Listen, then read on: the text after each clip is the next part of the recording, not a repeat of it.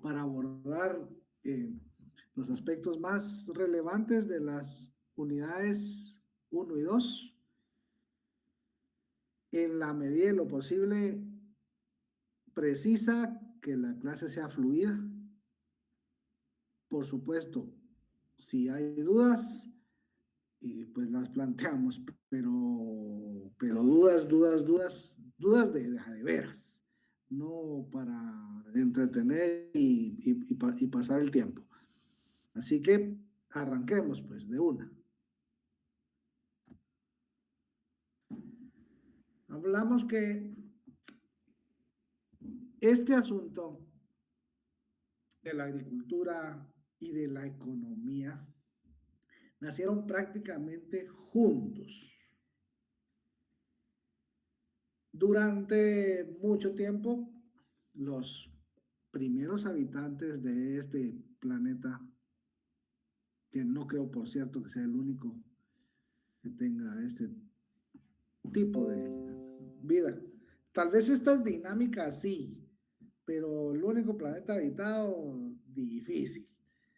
Pero quedemos en que sí, en que somos únicos y que por aquí nos pusieron o por aquí aparecimos. Y durante todo ese proceso evolutivo, evolutivo, aunque el origen del hombre, pues comparto las creencias, perfecto. Si va por la vía creacionista, de acuerdo. Si va por la vía evolucionista, de acuerdo también. El origen es en un auténtico paraíso terrenal, donde había una gran variedad de animales y plantas con las cuales el hombre coexistía. Y se dio cuenta que se las podía comer. Ahí empezó el primer problema para el resto de especies, porque el depredador más grande y más mortífero, pues todo el tiempo, y así va a seguir, es el ser humano. Entonces, pero en principio, tomaba todo lo que estaba en su medio natural circundante, se lo comía y lo agotaba. Y una vez habiéndolo agotado, pues tenía que moverse, era nómada, porque andaba de sitio en sitio y cada vez que terminaba lo que allí estaba disponible, tenía que ir a otro lugar porque pues esas eran sus supervivencias. Bueno, pero producto de, sin duda, un proceso en el cual empieza a observar cómo es que las cosas ahí en su entorno funcionan. Llega el momento en el que descubre que esos animales y esas plantas que están ahí en determinadas circunstancias se pueden reproducir. Y entonces en esa casualidad empieza a intentar replicar el fenómeno, replicar el experimento. Cuando lo consigue, automáticamente pasa de la esfera de la casualidad, de un hallazgo, de un descubrimiento fortuito, a efectivamente empezar a domesticar animales y plantas, ya en un proceso deliberado para reproducirlas y con ello reproducir sus subsistencias. Entonces ahí ya hay algo más de qué disponer para poder destinar al intercambio.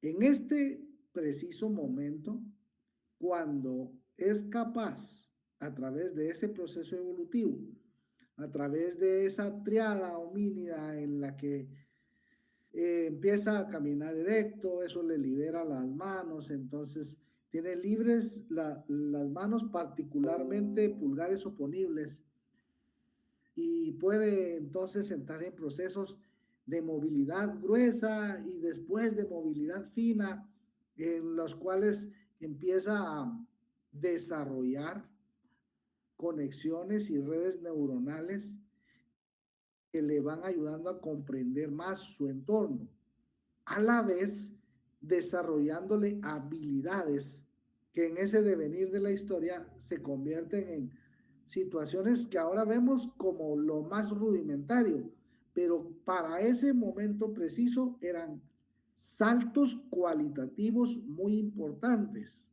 Era la tecnología de ese entonces. Un pedazo de madera, que ahora le llamamos un palo, en el cual le amarra en la punta un objeto punzo cortante, que lo puede utilizar en este caso como una herramienta y en otros casos como un arma para hacerse de sus subsistencias. Eso le permite, una vez descubierta la agricultura y la ganadería, empezar a producir más y a producir mejor. Y en ese producir más y producir mejor, entra en un proceso que hasta el día de hoy no se interrumpe, y es el de la producción de bienes económicos. Desde el momento en que supera su etapa de autoconsumo y aparece el excedente económico, en ese momento aparece también la economía. Ese excedente se puede destinar al intercambio. Automáticamente estamos hablando de bienes económicos o de mercancías. Entonces, va pasando el tiempo, hace uso no solo ya de la fuerza humana, sino también de la atracción animal simple o doble, y va cambiando de instrumentos hechos con madera a una combinación de madera y metales que le permiten hacer los surcos más profundos, más rápido, más largos, con menor esfuerzo primero, pero adicionalmente logrando obtener mejores resultados. Y dentro de ese proceso empieza la especificación, no, sí, la especialización y la división del trabajo. Al momento que divide el trabajo, las tareas complejas empiezan a ser más realizables, y la diversificación le permite destinar más mercancías al intercambio. Todos los grupos entran en la misma sintonía, y entonces eso es un ciclo que hasta hoy no se detiene. Entonces pasan de la mecanización con fuerza motriz animal, allá la utilización de máquinas que van a crear mejores condiciones para seguir produciendo más y para producir mejor, que al final es el objetivo. Bueno, empieza a agregársele valor a los productos del agro, y cada vez se van creando mecanismos más complejos, más sofisticados, pero a la vez con resultados mayores respecto de lo que el intercambio de mercancías destinadas a ser satisfactores puede proporcionar. Entonces, después comentamos acerca de que la economía tiene diferentes aplicaciones. Una de esas fases aplicadas de la economía es la que conocemos como economía agrícola. Podemos entonces definir la economía agrícola desde el punto de vista de la corriente que queramos, subjetiva u objetiva. Si lo hacemos desde el punto de vista de la corriente objetiva, lo que vamos a comentar es que la economía agrícola es la fase aplicada de la ciencia economía que se encarga de las relaciones sociales de producción, distribución y consumo de bienes y servicios, pero que presta particular atención en el sector agrícola, el sector primario. Si quiere analizarlo desde el punto de vista de la corriente subjetiva, lo que va a escribir o a responder es que esto es, pues, continúa siendo una ciencia. Es una ciencia que busca la administración de los recursos escasos. Recursos escasos que tienen objetivos en competencia. Esto es, tiene más de un uso o destino posible. Solo que lo hace dentro del marco específico del sector primario o del agro, como quiera que lo vea. La economía agrícola persigue los mismos objetivos que la economía general. Optimizar el uso de los recursos. Solo que esta lo hace aplicándolo a la producción, distribución y consumo agropecuario. ¿Vamos bien hasta ahí? Sí, licenciado. Sí, licenciado. Sí, Lic. Ok. Bien, entonces, como estas actividades que la economía agrícola estudia se desarrollan en el sector primario, definimos también que este sector primario abarca las actividades productivas de extracción en los procesos que tienen que ver o relacionados con agricultura, ganadería, caza, pesca, silvicultura, en el cual se dan procesos en los que se obtienen productos como materias primas o bien algunos otros de estos productos pueden tener un mayor valor agregado. Pueden resultar como bienes intermedios o como bienes finales, pero con mayor valor agregado, que solo sacar materias primas así sin mayor agregación de valor. En la economía de cualquier país, para su análisis, se divide en tres sectores principales: agricultura, industria y servicios. Ese es el orden en el que se mencionan. Por eso es de que este es el sector primario, la industria el secundario y el sector servicios el sector terciario. De ahí el tema de la tercerización de la economía. Pero bueno, los tres sectores, si lo vemos desde la óptica de la teoría de conjuntos, sus intersecciones, lo que nos muestran es de que los sectores están interconectados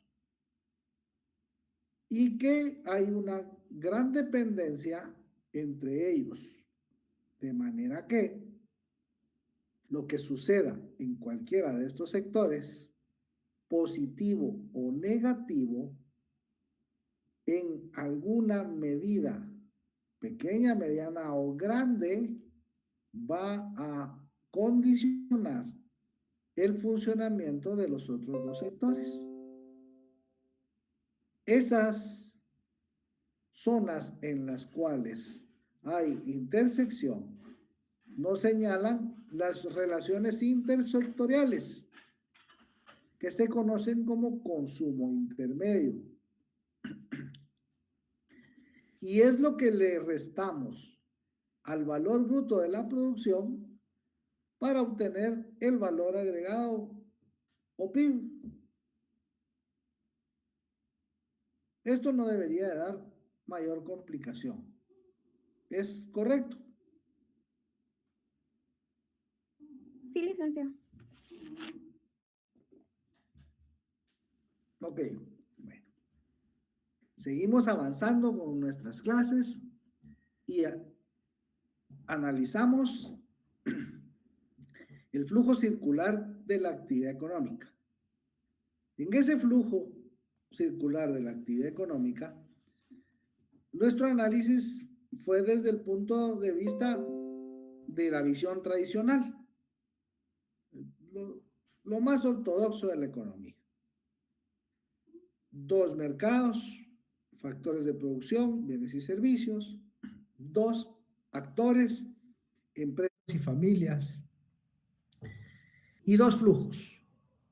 Un flujo de intercambios físicos que inicia acá, en el mercado de factores de producción, a donde las familias llevan sus factores esperando intercambiarlos con interesados, en la figura de las empresas, que son quienes van a este mercado a obtener sus materias primas e insumos para, en un proceso de combinación y transformación, eso es producir,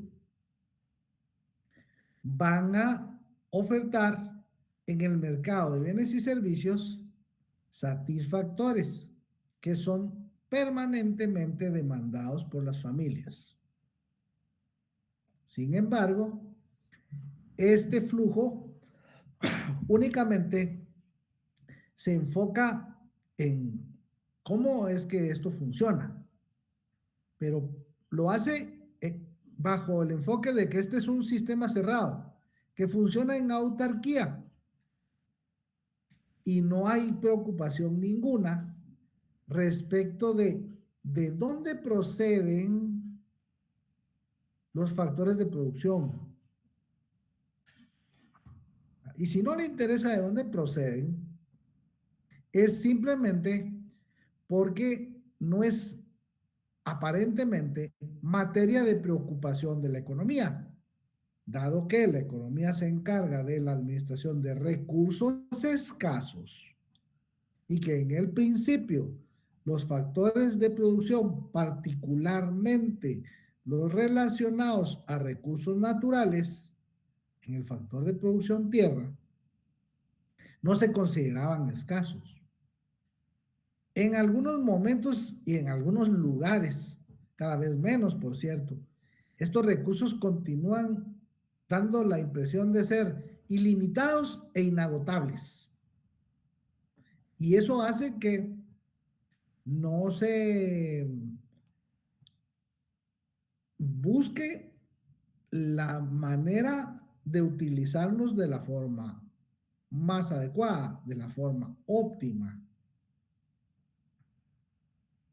lo que trae consigo otra serie de complicaciones. Pero en la visión tradicional, este es un sistema que funciona solito. No hay preocupación ninguna ni interés respecto de dónde provienen los factores de producción, particularmente los recursos naturales, sin meditar en que todo lo que el hombre produce lo hace con ingredientes o recursos que la naturaleza le proporciona. Por sí solo no ha creado absolutamente nada.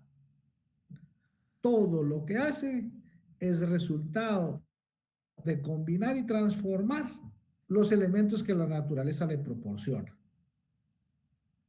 Claro, las combinaciones y transformaciones cada vez son más complejas, otra vez cada vez más sofisticadas, Y se obtiene cada elemento, cada bien extraño de la forma que quiera. Pero todo tiene estos factores: tierra, trabajo, capital y capacidad empresarial. ¿Qué es lo que cambia? Pues la forma en que se combinan, la forma en que se transforman y cantidades y calidades de estos factores. Pero absolutamente todas las cosas tienen estos factores presentes. Todo lo que vemos que es fruto de la producción de bienes y la reproducción de servicios, tiene en común estos factores. Todo lo que vemos. De nuevo, lo que cambia es la cantidad que tiene, la forma en que se combina y se transforma, y pues si queremos incluir la calidad en el análisis, también será importante, particularmente porque lo que está acá conforma la estructura de costos de las empresas. Entonces, conforme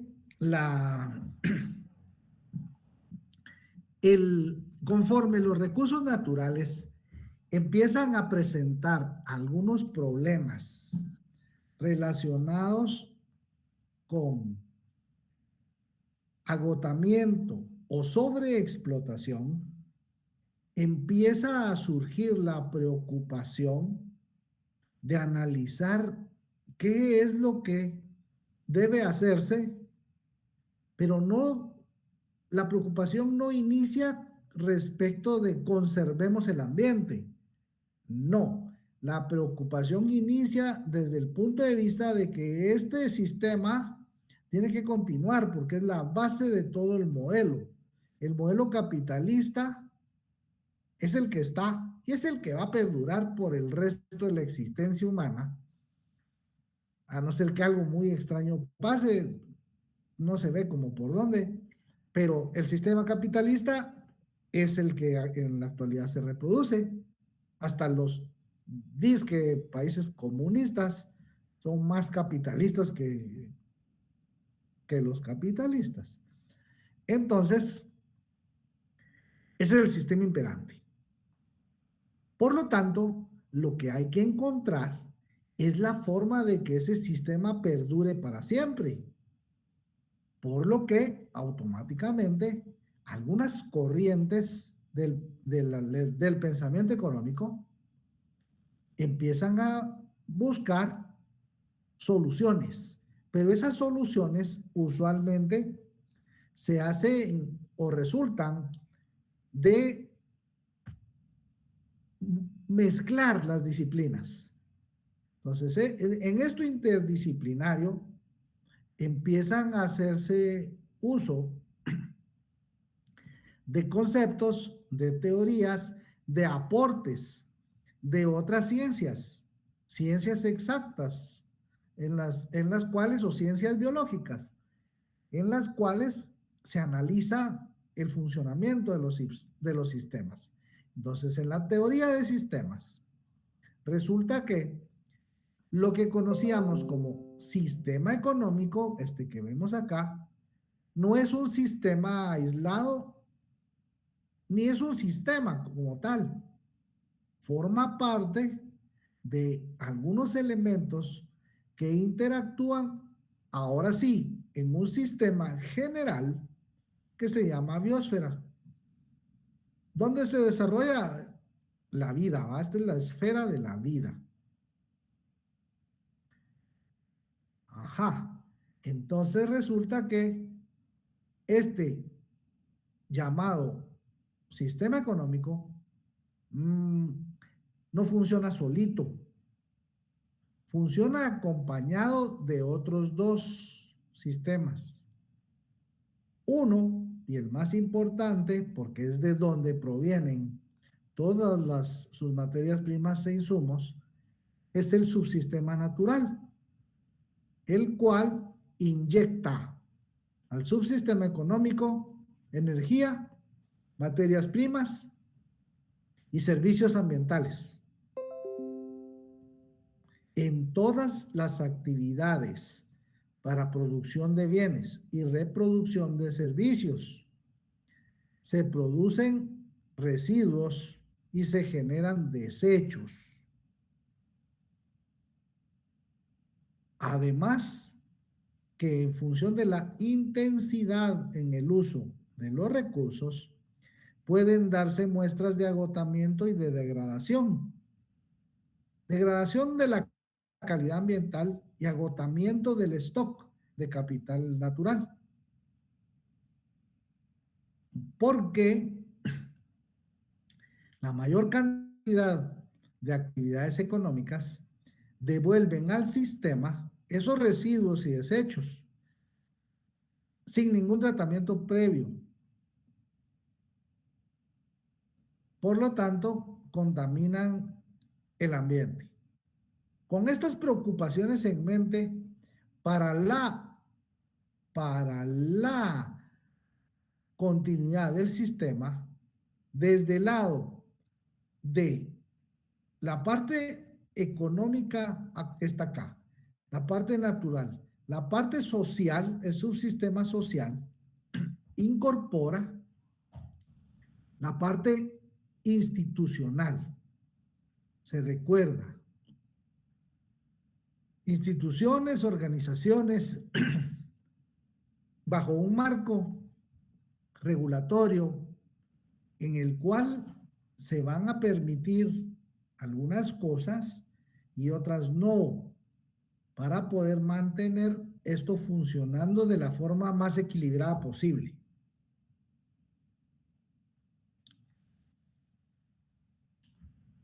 Entonces, la incorporación de este análisis entre economía y ambiente va incorporando algunos elementos importantes.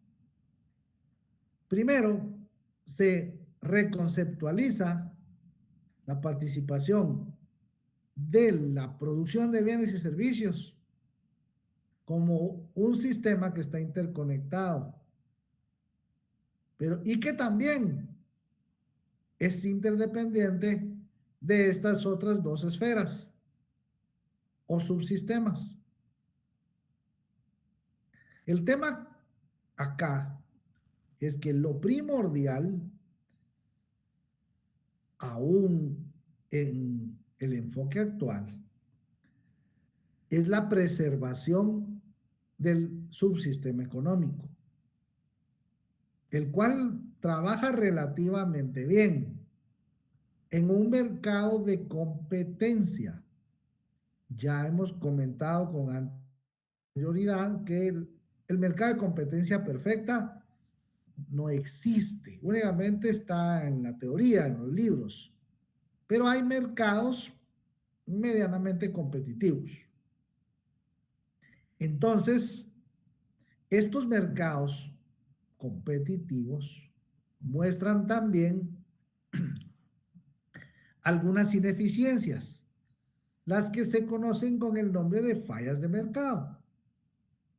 Dentro de esas fallas de mercado, hemos conversado respecto de la información asimétrica, por ejemplo, entre los mercados y los proveedores, entre los mercados y los compradores, y las externalidades. Resulta que ya se incorpora en el análisis que los recursos son escasos, que se pueden usar para varias cosas. Eso es, tienen más de un uso o destino posible. Que no hay suficientes recursos para atender todas las necesidades al mismo tiempo. Que son degradables a través de las descargas de residuos en todas sus presentaciones, líquidos, sólidos o gaseosos. esa contaminación también agota el subsistema natural.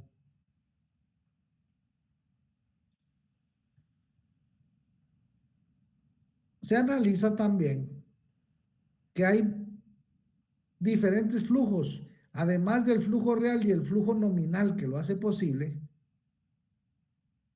El principal flujo existente es el de energía, cuya principal fuente es el sol, el responsable de que todos los procesos naturales se puedan desarrollar.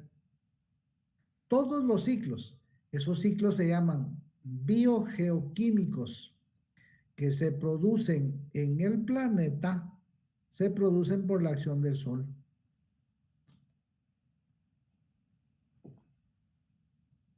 Adicionalmente a los flujos de energía, una función del subsistema natural hacia el subsistema económico es la provisión de materias primas e insumos, además de energía y servicios ambientales.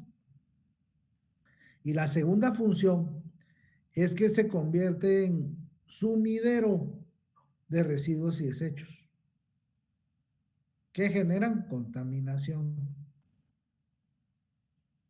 ¿Cuál es el propósito del análisis económico respecto de el ambiente y la sociedad? Pues no es otra cosa más que tratar de armonizar la relación existente entre estos subsistemas. En un principio, desde finales de los 80s, bajo el enfoque de desarrollo sostenible, en el cual los pilares de economía, ambiente y sociedad deberían de estar balanceados para que se pueda garantizar que el sistema continúe. Más recientemente, con los temas de lo que se conoce como economía verde, además de la sostenibilidad del sistema, se debe sumar el intento por disminuir las brechas. Entonces ahora las brechas socioeconómicas y las brechas en cuanto al acceso a los recursos naturales. Ahora se habla de una economía verde inclusiva, en la cual los países que basan su crecimiento económico respecto de sus actividades deban promover también que los beneficios de la producción de esos bienes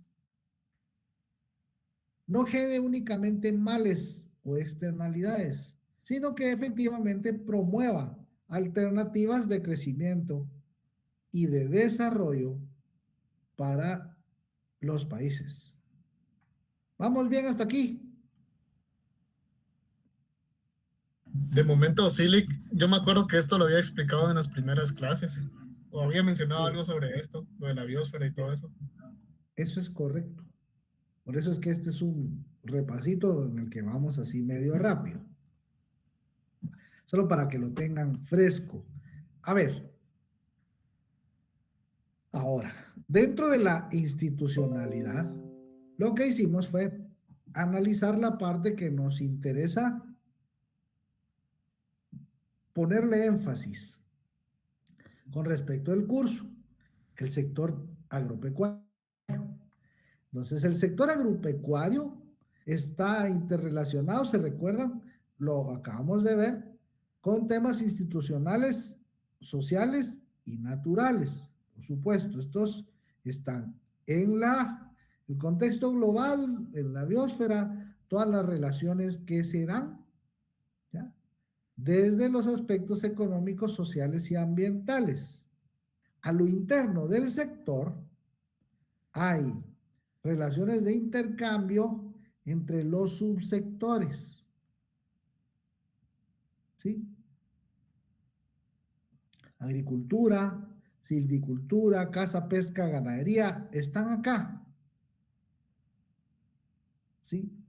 Agricultura, la parte forestal es la silvicultura, ganadería es el sector pecuario y la pesca y la producción de recursos hidrobiológicos está aquí. Ah, los hidrobiológicos se pueden obtener de dos formas. Bueno, prácticamente todos estos se pueden obtener de dos formas. Extractiva o producción. La extractiva solo viene y toma lo que ahí está, sin reponer nada. En la producción son actividades destinadas a la reproducción de especies forestales, pecuarias o hidrobiológicas.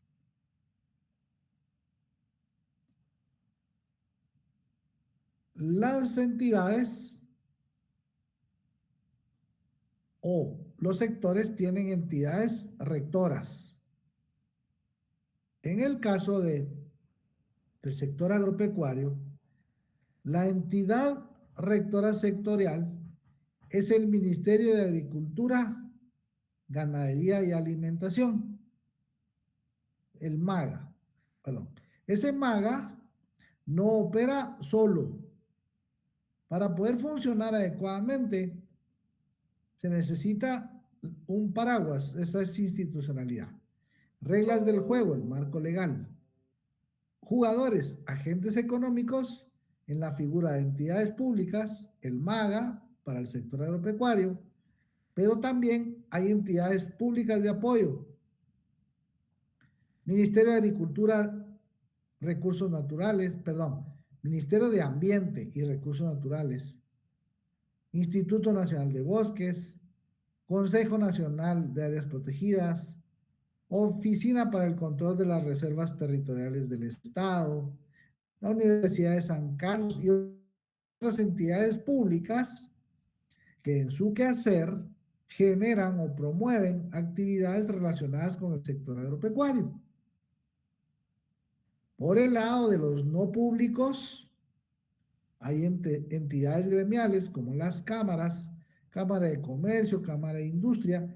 Para este caso particular, muy importante la Cámara del Agro. Universidades privadas, centros de investigación, organismos de cooperación, sea esta cooperación técnica o cooperación financiera, hacia el sector agropecuario. Entonces eso hace que acá funcione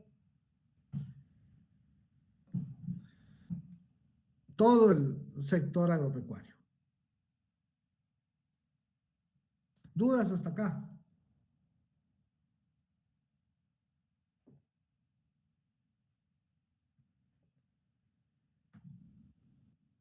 ¿Ninguna?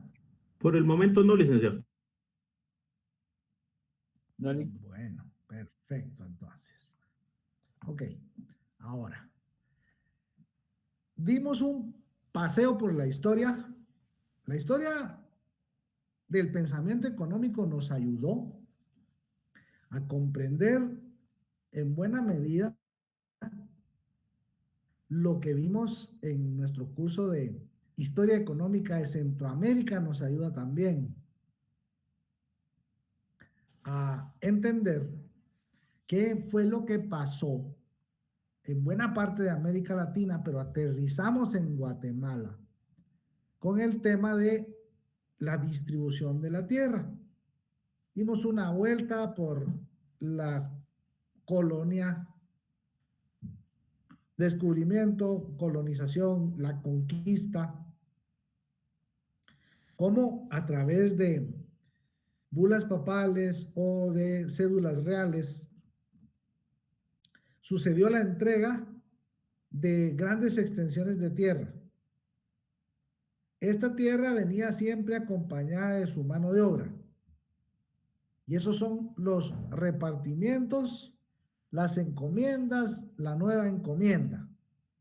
todo lo que tuvieron la oportunidad de leer y analizar cuando leyeron La Patria del Criollo, ¿sí? O bien con las lecturas, particularmente la del libro grande que les envié. Ahí está detallado qué fue desde el punto de vista de interés económico, qué fue lo que pasó con ese cambio de manos de la tierra y cómo se fue conformando este asunto. Desde la época colonial, la época de la independencia, que fue lo que la independencia propicia, la reforma liberal, la revolución del 44, la contrarrevolución en el 54, qué pasa con las tierras bajas y el área de la franja transversal del norte en los 60s y 70s, un poco relacionado con qué pasó después de los acuerdos de paz y cómo eso va configurando una estructura de tenencia de la tierra que en la actualidad presenta que hay un 92% de productores agrícolas, ¿sí?, que tienen a su disposición un 22% de la tierra productiva. Un porcentaje extremadamente bajo para un número tan importante de productores. En contracara, el 78% de la tierra productiva está repartida o corresponde a el 8% de los productores, entre productores excedentarios y comerciales. Así de mal distribuida o distribuido el principal factor de producción, lo que vemos en su representación gráfica, esta es la curva de Lorenz, la representación gráfica del coeficiente de Gini, que para el censo de 2003 indicaba que el 0.86 era el coeficiente de Gini, 84-86, para la distribución de la tierra en Guatemala. Una línea de equidistribución y esta curva de concentración, mientras más cercano a 100, que es 1, peor distribuido está un recurso, en este caso la tierra. Mientras más se aleja esta curva de concentración de la línea de equidistribución, esta que parte en un ángulo de 45 grados el cuadrante, mayor desigualdad hay en la distribución del recurso. En este caso estamos hablando de la tierra productiva. Otra vez lo que se ve acá, regresemos a este, 92 y 8, 22 y 78. Es esto. Este 22, ¿sí? Y este 92% de las fincas. Acá está. 20%, menos del 20% de los productores poseen el 80% de la tierra productiva, mientras que lo del otro 92 se la tiene que arreglar con cerca del 20% de la tierra. Eso crea lo que hablamos respecto de una dualidad de productores. La dualidad de productores no está dada, vamos a ver, la dualidad de productores es los que producen con agricultura de secano y los que producen con riego. Para nuestro país, esa dualidad está determinada por la distribución de la tierra. En 92% de productores están en minifundios y el 8% de los productores están en latifundios.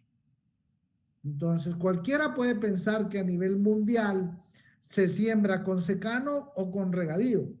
Absolutamente de acuerdo, eso es así. Pero el problema acá, el que se destaca, es que esa distribución tan desigual del principal factor de producción para el caso de Guatemala trae consigo la conformación de algunas situaciones que empezaron siendo coyunturales, pero que en la actualidad se han convertido en brechas estructurales muy marcadas. Se explica a través de el círculo vicioso que se conforma cuando los pequeños productores observamos cómo es que las unidades productivas se atomizan en función de cómo la tierra se ha repartido de generación en generación y cómo la gran propiedad no pierde nunca su tamaño como unidad productiva. ¿Sí? ¿Qué pasa entonces con esas pequeñas unidades productivas? La dependencia del régimen de lluvias, la agricultura de secano, lo mete a los productores automáticamente en una circunstancia en la cual la incertidumbre respecto del comportamiento del clima va a marcar el éxito o el fracaso de la producción para este ciclo agropecuario. Entonces, agrícola particularmente. Bueno, de forma que si hay eventos en los que hay falta de lluvia, esto es sequía o canícula prolongada, no hay producción, o dependiendo de la etapa, puede ser una producción muy baja, puede ser una producción raquítica en cuanto al volumen, incluso a la cantidad de granos que una mazorca puede tener, usando ejemplo el maíz. O bien, si hay eventos de exceso de precipitación, esas inundaciones también pueden comprometer o dañar por completo la producción. Pues por donde lo vea, ante la presencia de cualquiera de estos dos eventos extremos, la producción sufre impactos.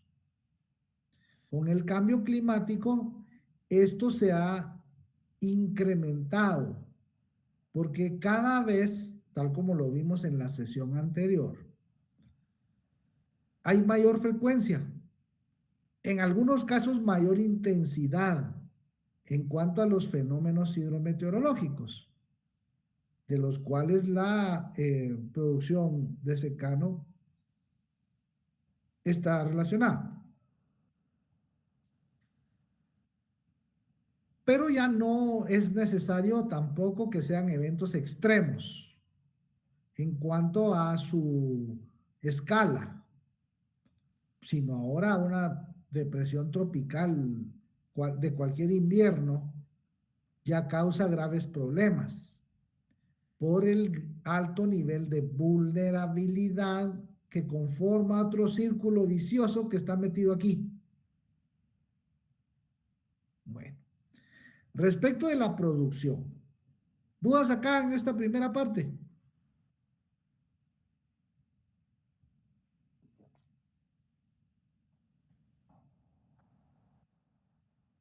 No, licenciado. Pues qué bueno porque esto es evaluable. Vaya.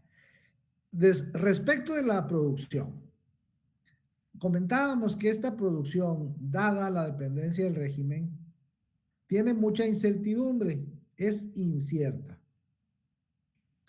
En dado caso, el año en cuanto a sus estaciones, seca y lluviosa, se comporta con normalidad, esto trae consigo otro problema, y es que la mayor cantidad de productores en las regiones, en las diferentes regiones, tiende a producir lo mismo. No hay diversificación. Tiende a producir lo mismo. Y si tiene excedentes, si salió bien la cosecha, ese va a ser otro problema, porque van a salir todos al mismo tiempo. Por lo tanto, va a haber un exceso de oferta que presiona los precios a la baja, lo que no permite retornos suficientes. Si no hay producción, hay problemas de seguridad alimentaria. Recuerde que los alimentos solo se obtienen de dos formas. Usted los produce o los compra. Si no hay producción y resulta que también bajan los precios, los ingresos disminuyen. Cualquiera de las dos, no hay retornos suficientes, por lo que no es posible hacer inversiones que rompan esta estacionalidad. La estacionalidad se puede romper saliendo antes o saliendo después al mercado, pero para cualquiera de las dos es necesario invertir en tecnología.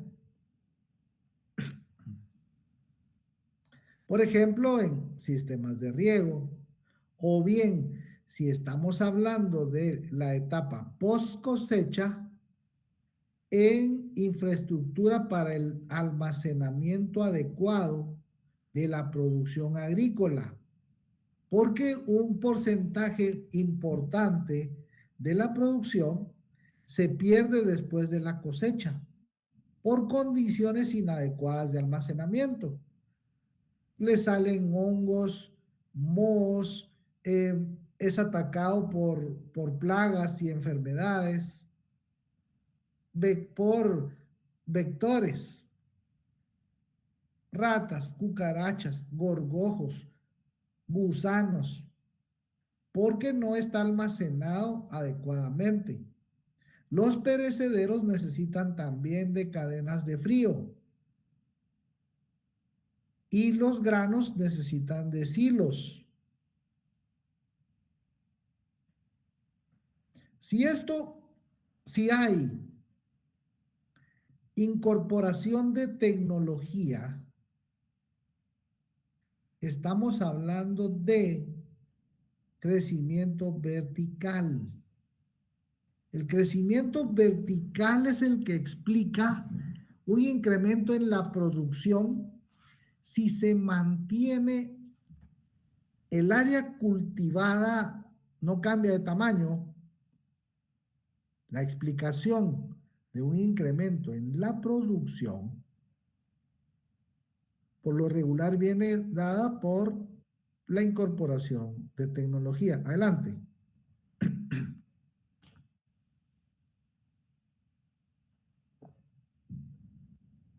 Era licenciado auxiliar. ¿Qué está pasando la asistencia, licenciado? Bien. Si el incremento, gracias. Si el incremento en la producción se explica por un incremento en el área productiva,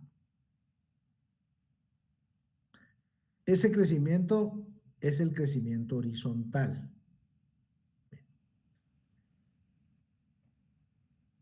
Otra variable que hay que tomar en consideración, porque tiene relación bidireccional con la atomización de las unidades productivas es el crecimiento poblacional.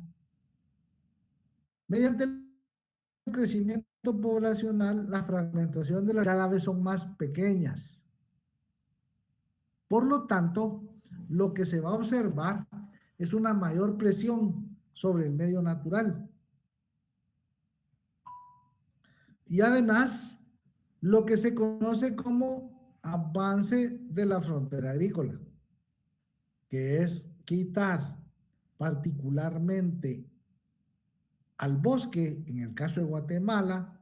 Recuerde que el 75% de los suelos tienen vocación forestal en el país. Por lo tanto, reducir bosque para incorporar otro uso en la tierra se llama avance de la frontera agrícola. Y esto tiene otras complicaciones. ¿Dudas con esto?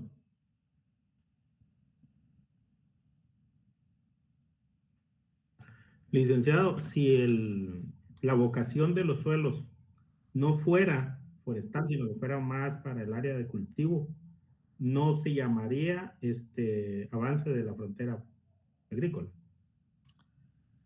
Bien, pero aquí el tema es de que el avance de la frontera agrícola aquí o en cualquier otro país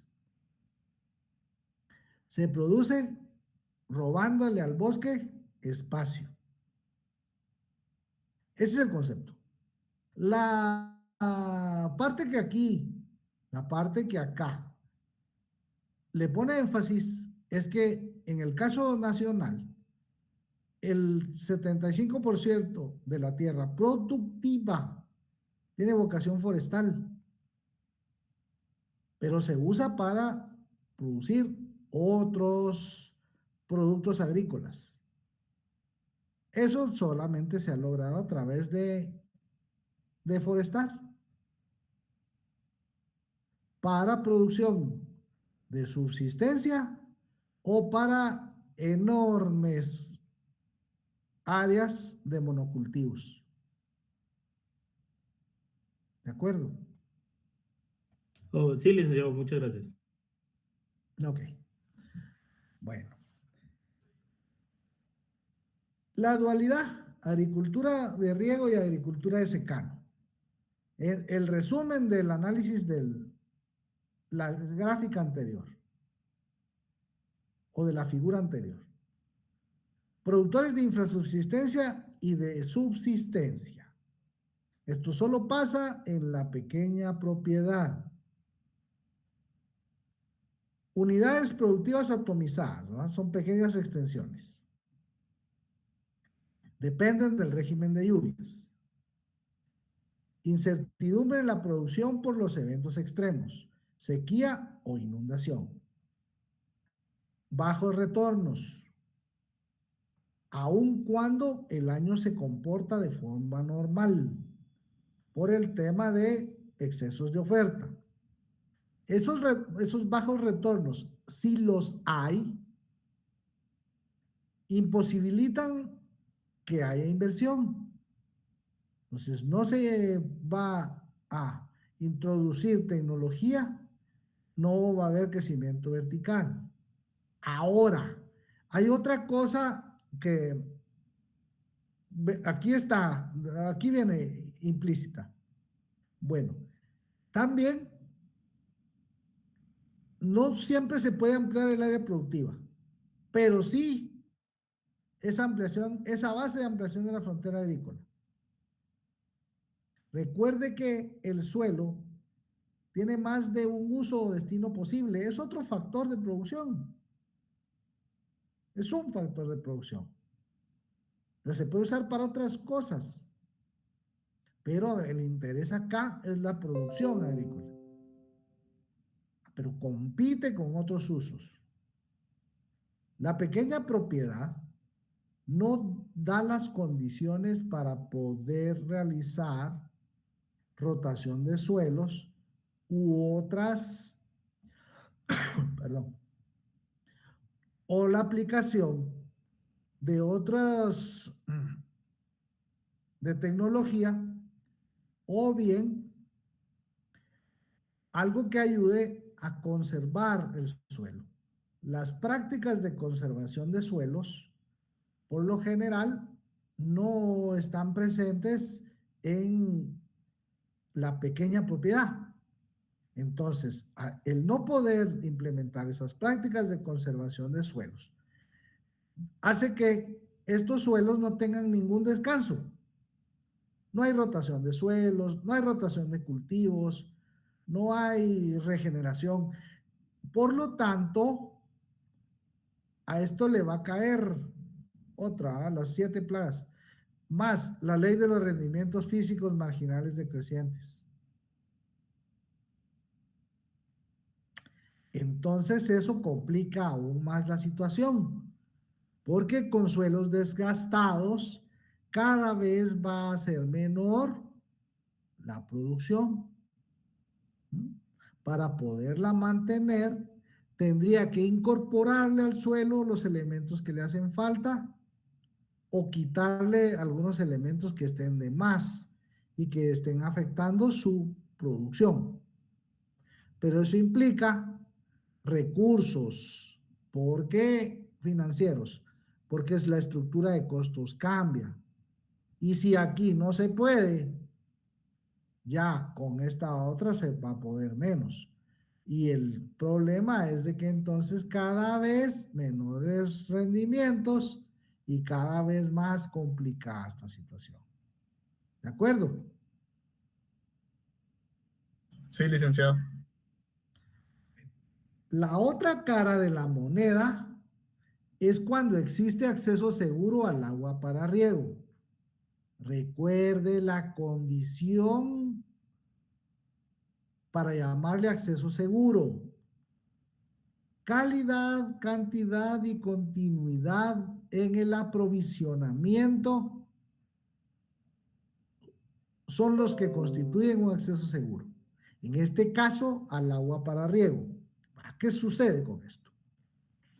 Se puede hacer más de un ciclo durante el año. Automáticamente ahí rompió la estacionalidad.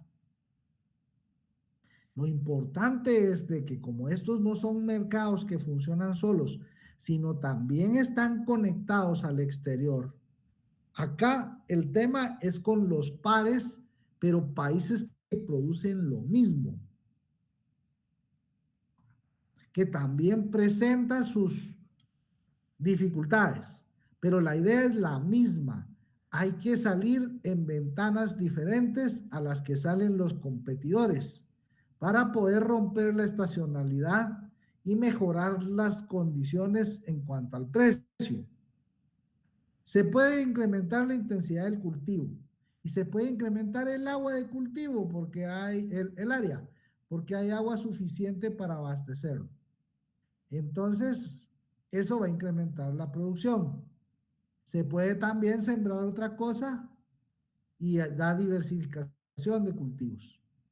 No hay dependencia respecto de, tiene que ser alimento directo, granos básicos. Se reduce el riesgo de la cosecha porque no hay perturbaciones mayores. No quiere decir que no existan, sí hay, pero significativamente menores a la dependencia sobre el régimen de lluvias. Los ingresos mejoran, por lo tanto la canasta de consumo también se diversifica. Al diversificar los cultivos, es posible producir especies con mayor valor o bien generar mayor valor agregado. Esto tiene relación también con el hecho de que se pueden conformar economías de escala, lo que mejora ampliamente su posición respecto del mercado, también respecto de los proveedores y respecto de cómo poder obtener apalancamiento financiero. Esto entonces genera más empleos, más y mejores empleos conforme se va especializando, conforme se va tecnificando, van surgiendo algunos empleos mejor remunerados, siempre en la línea de tecnificación y especialización. La seguridad alimentaria mejora. Hay suficiente capital para poder invertir en tecnología y en infraestructura.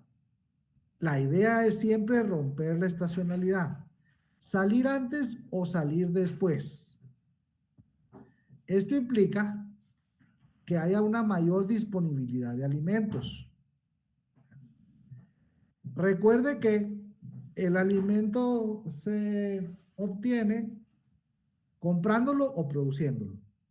Acá ese problema está resuelto. Por lo tanto, no van a haber problemas de seguridad alimentaria y nutricional. Acá, en mayor consumo, más y mejores satisfactores, lo juntamos acá en cuanto al incremento de disponibilidad de recursos para atender otras necesidades de desarrollo. Hola, buenas noches. ¿Dudas acá? Lick, yo tengo una pregunta. Cuando usted se refiere a eso de romper la estacionalidad en la seguridad alimentaria, ¿a qué se refiere? No. Ahí mezcló dos cosas. Romper la estacionalidad está en función de los ciclos de producción. Vamos a hacer algo así rapidísimo. Los ciclos de producción pueden funcionar vamos aquí. Agarremos una usemos esto. Los ciclos de producción, este no me va a servir mucho. Aquí está, va bonito. Los ciclos siempre los ciclos económicos tienen este comportamiento. Un comportamiento senoidal. Acá vemos cimas y valles. Cimas con S y cimas con C también. Pero más fácil, valles y cimas. Este es el comportamiento de los ciclos económicos. Este es el comportamiento de la producción de todos los bienes y la reproducción de todos los servicios. Aquí está implícito. Entonces, cuando salen todos, hay un exceso de oferta. Sí. La idea entonces para romper la estacionalidad es salir antes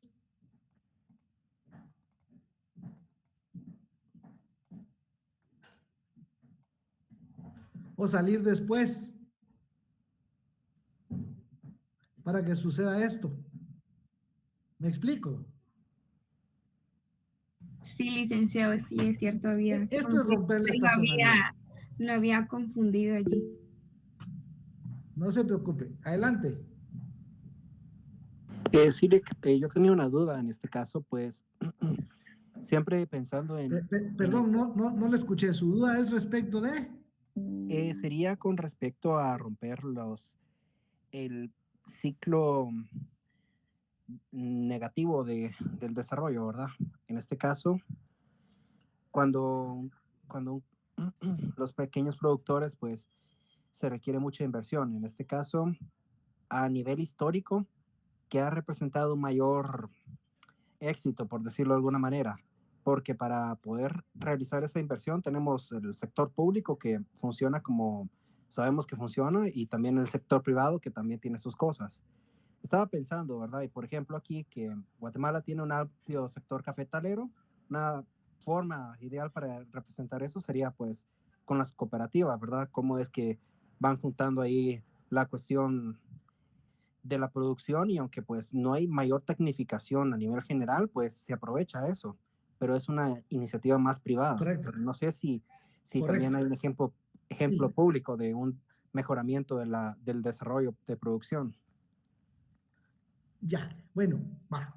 Ahí solo para no confundir el tema de los términos. Perfecto. Coincido por completo en que los productores, los agentes económicos de la pequeña propiedad, por su condición de muy pequeños, no pueden definir absolutamente nada respecto del mercado. El tema de las economías de escala es la clave de este asunto. Comenté que se pueden producir economías de escala para producir más y mejor, para producir más barato. Eso le da una posición mucho mejor respecto de proveedores. Puede conseguir mejores precios, puede conseguir diferentes plazos en cuanto a crédito, 60, 90, 120 días. Puede también tener determinada influencia respecto del precio. El pequeño productor no.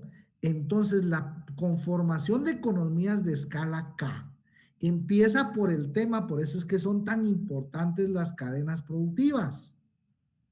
Las cooperativas son cadenas productivas. Las organizaciones que aglutinan más de 2 agentes económicos empiezan a tener un tamaño que hace que estos sean más interesantes para el mercado, para los proveedores. Les da mayor información. Comenté que la asimetría en la información era una falla de mercado importante. Les ayuda a mejorar la producción mediante la implementación de buenas prácticas agrícolas, de buenas prácticas de manufactura, por ejemplo, lo que los coloca en una posición menos desventajosa. Ese es precisamente el salto al que hay que dar. Entonces, ahorita solo estamos analizando la diferencia entre tener agua para riego o no tenerla y todo lo que genera. Pero sí, efectivamente está implícito el tema de que tienen que aglutinarse para hacerse más grandes. Efectivamente, bajo el tema o el lema de la unión hace la fuerza, es cómo se conforman los bloques comerciales, incluyendo los de los tratados de libre comercio. Ese es muy buen punto el suyo. Muchas gracias por la intervención. Bueno, ok. Entonces, sigamos que nos quedan pocos minutos. La importancia del sector agropecuario. Todos los alimentos provienen del sector agropecuario. Los que consume directos, o los que son materia prima para producir otros alimentos, indirectos, se consumen en el mercado local o en el mercado exterior. ¿De acuerdo? Si no lo compra, lo produce. O si no lo produce, lo tiene que comprar. Bueno, ingresos para las familias. También generan, recuérdese que son comercializadores y venden materias primas, consumo intermedio, participa en la conformación del PIB, participa en las exportaciones, todo lo dirigido al mercado internacional genera divisas de exportaciones tradicionales y de exportaciones no tradicionales relacionadas con el sector agrícola. Emplea un alto porcentaje de la población económicamente activa. Sin embargo, paga bajos salarios. De allí también los resultados de seguridad alimentaria y nutricional, educación, salud, tiene mucho que ver con esto. Crecimiento vertical, ya lo hablamos, tecnología, crecimiento horizontal, incrementar el área cultivada, ¿sí? La idea es combinarlas. Sin embargo, incluir tecnología implica costos, que en el caso de los pequeños productores, estos no tienen la posibilidad de asumirlos. Por eso es que no logran romper la estacionalidad respecto del régimen de lluvias. ¿De acuerdo? Tercerización de la economía.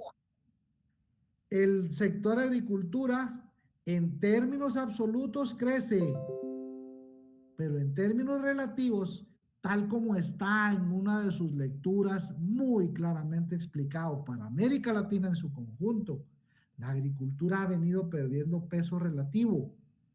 Guatemala no es la excepción, va resultando siendo la regla. Pierde peso y el que gana es el sector terciario, porque el sector industrial viene casi plano. Eso tiene complicaciones.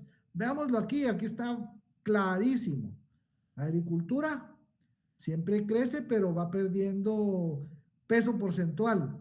Y cómo no, vean el comportamiento del sector servicios. Empleo, 30% de la PEA formal en sector agricultura, pero 1.500 quetzales de salario medio mensual para 7 millones de personas ocupadas. Eso es complicado.